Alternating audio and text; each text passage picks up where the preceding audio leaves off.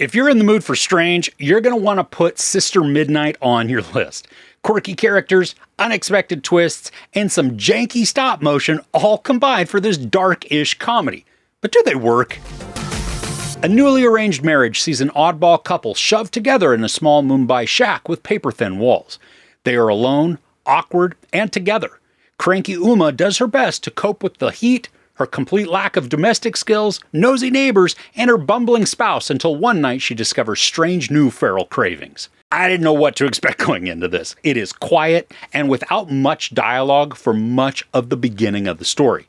We watch a woman on a train, riding to her arranged marriage, and then we see the couple ride together and finally end up in their one-room hovel that has just about zero privacy when it comes to sound. The couple don't speak, and they're completely clumsy together. I mean, not that they really even interact. They're just such strangers, which makes sense, but they don't even know how to exist with the other. And that makes for some of the initial humorous moments.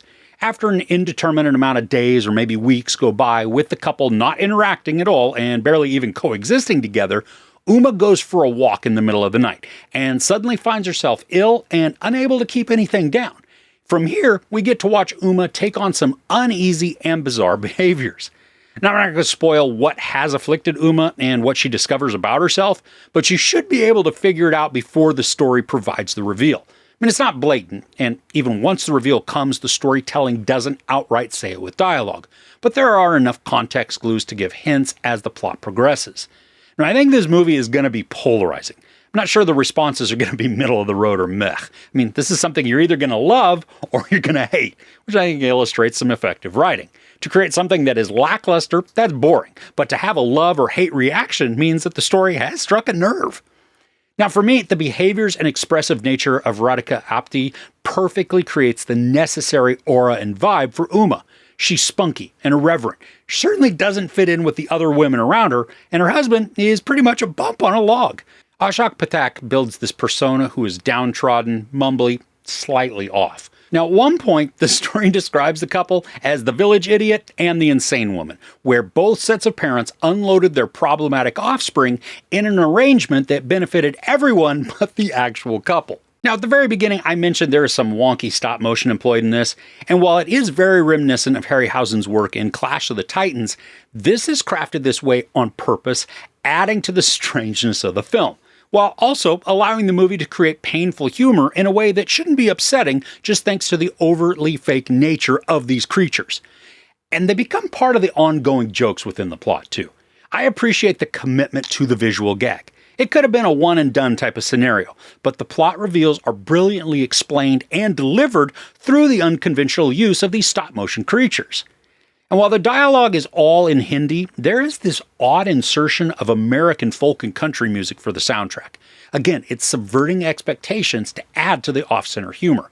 I think the most surprising aspect of these musical selections is that they work. I mean, they shouldn't. And at first they feel completely misplaced. But somehow they complement the vibe and the direction of the story, and not just from the bizarre inclusion standpoint. Now, something that was a huge standout for me within the film is the visual aesthetics and the cinematography.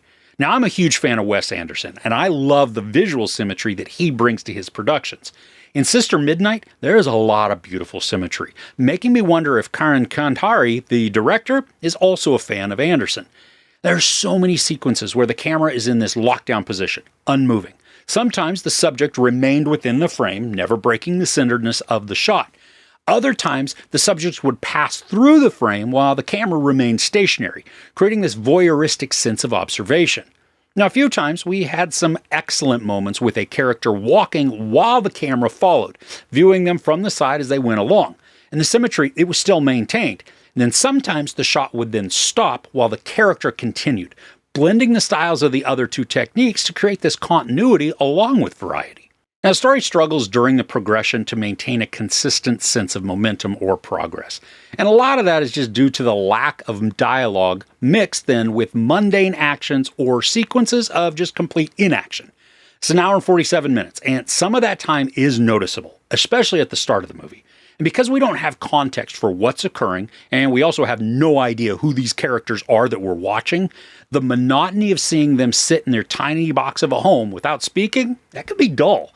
It builds the restlessness and discontent we see in Uma, but it can also make us as the audience restless or even bored, and that's not the reaction the story wants.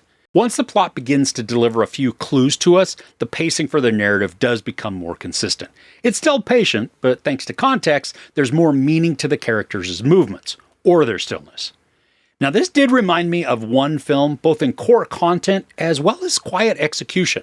I'm not going to say what that is because it is an instant spoiler, but it's from 2014, and instead of being a dark comedy, it's more of a romance, mixed with one other genre.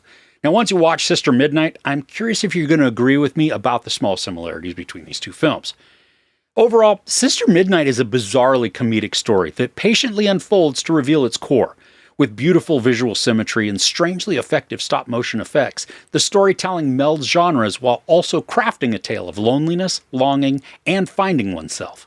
Radhika Apte is wonderful in the lead role, delivering a captivating character who's yearning for more and struggling to fit in the world, while also thriving and living confidently once she embraces who she's become. The pacing is uneven at the start, crafting vague and unengaging scenes thanks to unknown characters, but eventually finds its footing and then works to deliver a steady storyline full of peculiar behaviors with snarky retorts. While this won't be for everybody, if you're into offbeat humor or odd storytelling, you're going to want to give this a try. There's no sex, some nudity, some profanity, and a little bit of violence. I give Sister Midnight 3.5 out of 5 couches. So what's an oddball film you have stumbled upon that ended up being exactly what you were looking for? I'd love to hear some recommendations in the comments below. If you enjoyed this review, please give it a like. Also, don't forget to share and subscribe. I'm Chris. This is Movies and Munchies. Thanks for couching with me.